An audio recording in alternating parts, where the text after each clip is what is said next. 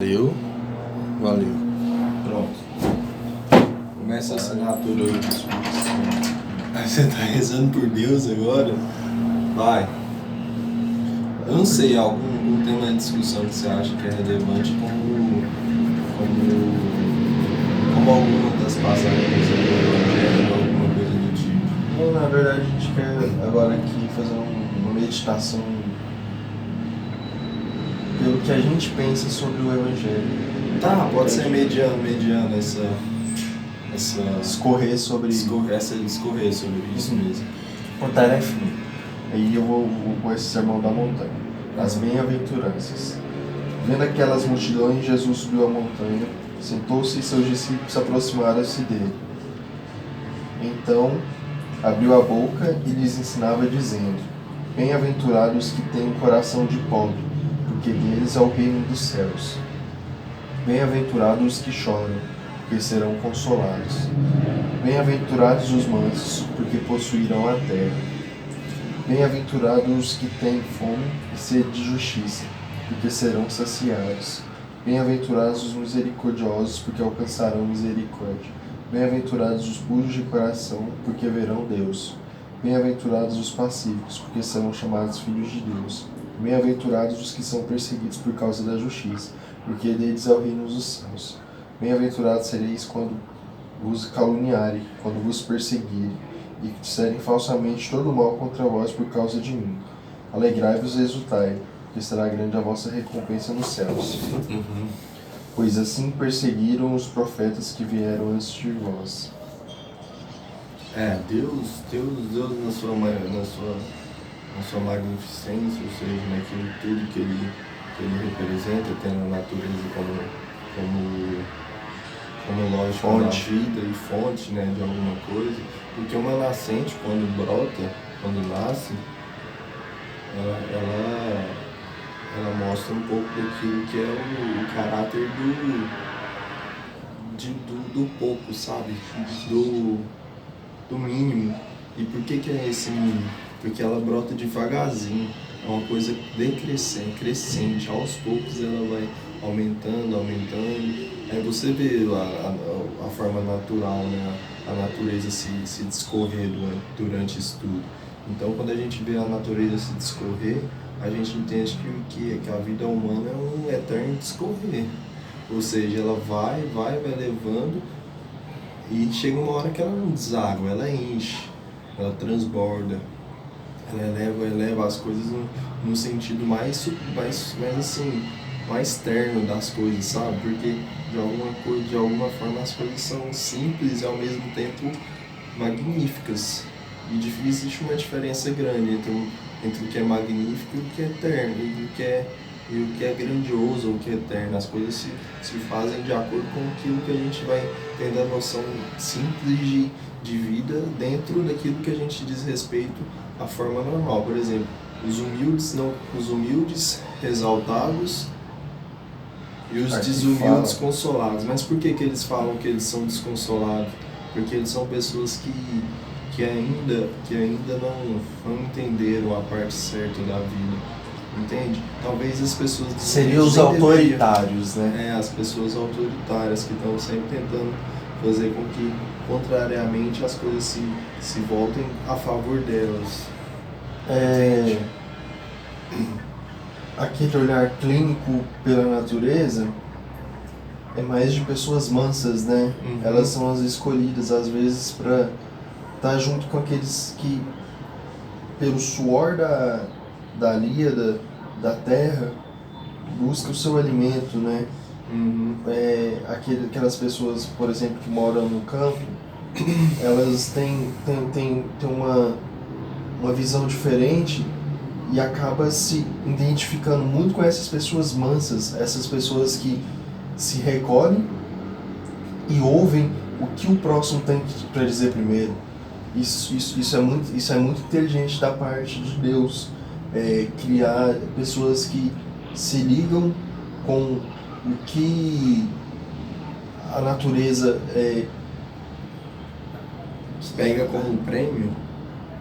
É um prêmio, é um privilégio de família, entende? famílias que se constroem na base da humildade. Aqui fala do coração de pobre. O que seria essa ideia de coração de pobre? A consciência de pobre. A consciência de pobre, ela é mais aquela consciência que ouve o que a descendência a chuva, pobre. O que a chuva tem para dizer. Ela se alimenta, por exemplo, dos pingos da chuva, porque aqueles pingos da chuva ali é como uma canção harmoniosa que alinha ela para uma vida do reino dos céus, entende? Ela transmite aqueles que pertencem ao reino dos céus. Ela não deixa se levar pela loucura do mundo, entende? A loucura do mundo é dizer que a partir de hoje as coisas devem seguir segundo uma ideologia louca, como conta o cardeal Sara, inteligentíssimo, que agora faz parte do Conselho dos Sacramentos, que antes era prefeito de um órgão muito importante no Vaticano, e ele retrata que a gente precisa do silêncio para ouvir mais o que os outros têm a falar, para a gente aprender a não ser igual aquelas pessoas autoritárias, e sim como uma autoridade de uma pessoa que tem uma voz mansa, uma voz que ressoa paz, pois ela já chegou a um ponto de amar tanto a Cristo que ela ama os outros de uma forma que possa ter cuidado com o que ela vai passar para a pessoa. Por exemplo, quando eu estou conversando com a pessoa e eu emito um palavrão, e de repente eu sou iluminado a não dizer aquele palavrão, eu sinto incomodado com aquele palavrão, eu falo, não deveria ter falado com isso. Automaticamente eu peço perdão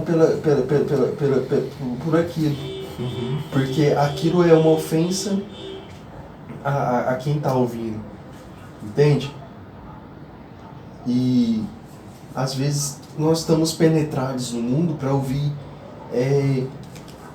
o que fulano fala sobre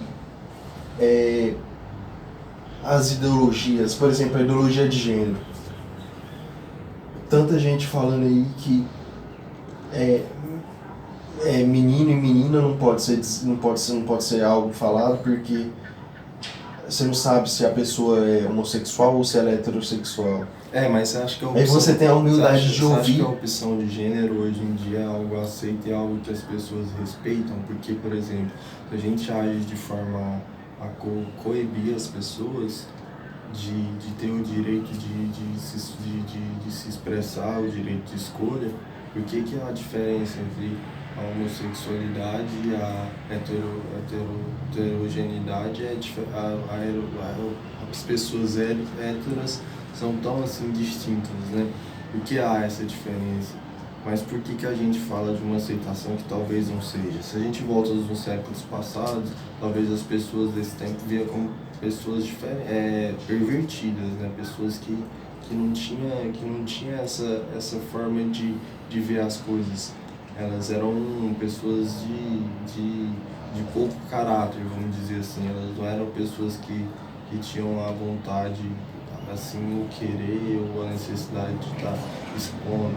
Não é que agora a gente sai e começa a conhecer uma pessoa e essa pessoa nos transmite pontos que são errados, sabe?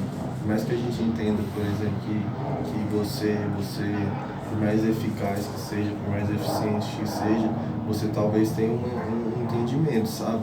Não é que agora as pessoas fogem dessa vontade, mas as pessoas entendem isso livremente. Ou seja, as leis existem, né? Mas as leis comuns. Mas porque, assim, diferentemente de algumas outras coisas, a gente respeita tudo. A gente não respeita tudo, cara. A gente sabe que algumas coisas são favoráveis e outras coisas não são favoráveis. Algumas coisas estão dentro da lei, outras coisas estão fora da lei. Outras coisas estão dentro do caráter normal do homem. Ou seja, você é antiético, que acha que a homossexualidade é algo que deve ser aceitado, talvez você é uma pessoa que tenha essa face de sentimentalismo, sabe? Porque existe dentro de você mesmo uma necessidade incutida. É muito incutido isso mesmo. Tenta pensar agora um coração soberbo. Um coração de... Um pensamento, uma mente um coração soberbo. O que ele pensa sobre o mundo? O que ele pensa sobre o mundo? O que ele pensa sobre o reino? Ele não pensa nada sobre o reino. Ele só quer atacar o reino. Porque o que vale não é o que um homem trouxe, e sim o que um grupo, entende? É meio que choca. Porque um coração de pobre, velho, é muito interessante se dizer um coração de pobre. O coração de pobre, ele preocupa com 3 princípios básicos: o amor, a fé e a esperança. Basta. Exemplo de José, o coração de pobre. Ele não precisou ter a consciência de que os prazeres do mundo, é uma consciência, os prazeres do mundo, a pessoa tem a consciência na cabeça dela ali. Para mim, os prazeres são mais um comportamento. É tanto que isso está voltado aos 7 pecados capitais. Está no coração dela ali, a consciência. A consciência não vai aumentando? Vai. Você não vai evoluindo sua consciência? Você não vai expandindo sua consciência? Então, essa expansão de consciência, ela tem que ser mais profunda do que a artificial. Mas você vai pensar, você toma um ayahuasca. Eu estava vendo um vídeo que fala que a expansão da consciência é uma folha natural que os índios tomam. Mas por que essas pessoas fazem uso disso?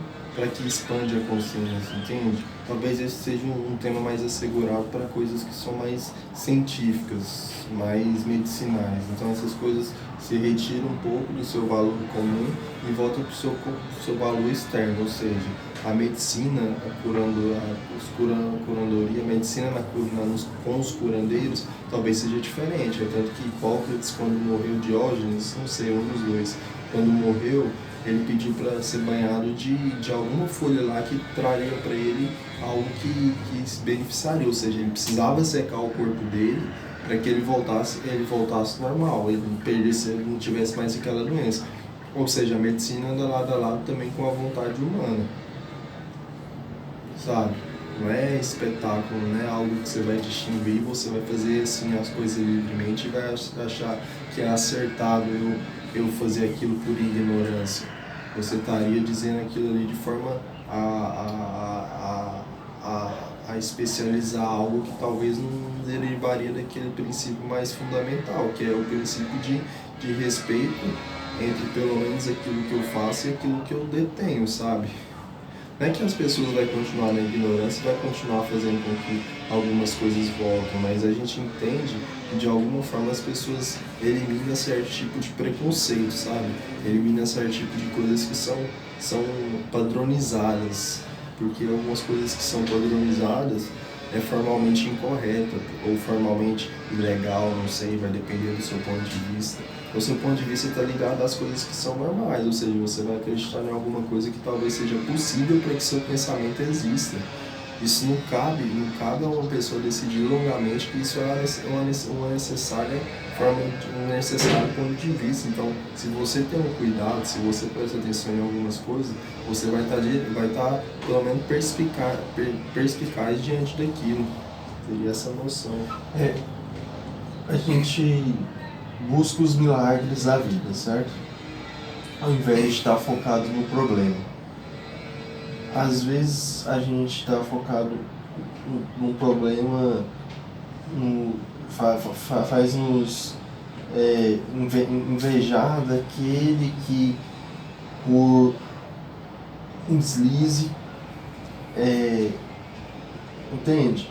Mas que tal pensar na solução? Então vamos para a próxima parte aqui. O sal da terra e luz do mundo. Vós sois o sal da terra. Eu vou fazer um gancho aqui com esse... Eu acho que dá para fazer um gancho aqui, ó. Bem-aventurados os que têm fome e sede de justiça, porque serão saciados.